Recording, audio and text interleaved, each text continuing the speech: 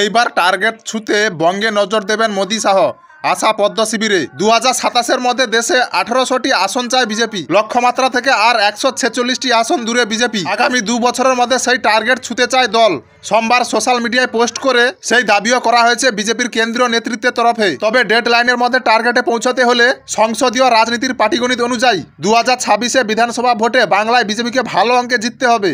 আর তার জন্য বঙ্গ বিজেপি নেতারা আশায় বুক বেঁধেছেন। নতুন বছর 2026 আসতে আর 1.5 মাসও বাকি নেই। তার আগে 2025-এর শেষে বিহারে বড়সড় সাফল্য পেয়েছে বিজেপি। নতুন বছরে পশ্চিমবঙ্গ, কেরালা, তামিলনাড়ু ও অসমের মতো রাজ্যে ভোট। এই মুহূর্তে গোটা দেশে বিজেপির দখলে থাকা আসন সংখ্যা 1654। বছর 6 আগে 2019-এ বিজেপির দখলে ছিল মাত্র 1160টি আসন। পরিসংখ্যান বলছে সেই স্তক প্রতি বছরই বিজেপির আসন বেড়েছে। সোমবার বিজেপির অফিসিয়াল এক্স হ্যান্ডেল থেকে পোস্ট করা হয়েছে, জয়ের এই ধারা অব্যাহত থাকলে আগামী 2 বছরের মধ্যে দল সহজে 1800টি আসনের টার্গেট ছুঁয়ে ফেলবে। তবে রাজনৈতিক বিশ্লেষকদের একাংশের মতে 2027-এ ওই টার্গেট পৌঁছতে হলে বিজেপিকে ফোকাস করতে হবে মূলত পশ্চিমবঙ্গ, তামিলনাড়ু ও কেরালায়। আগামী বছর পশ্চিমবঙ্গ, তামিলনাড়ু এবং কেরালায় ভোট, কিন্তু তামিলনাড়ুতে বিজেপির সাংগঠনিক শক্তি এখনো পর্যন্ত দুর্বল। সেক্ষেত্রে পশ্চিমবঙ্গ, কেরালাতে বিজেপিকে বেশি নজর দিতে হবে বলে রাজনৈতিক বিশ্লেষকদের অনেকেই মনে করছেন। ওই দুই রাজ্যে সাফল্য না এলে 2027-এর মধ্যে 1800 আসনের লক্ষ্যমাত্রা ছোঁয়া যে অসম্ভব, সেটা বিলক্ষণ জানেন বিজেপি নেতৃত্ব।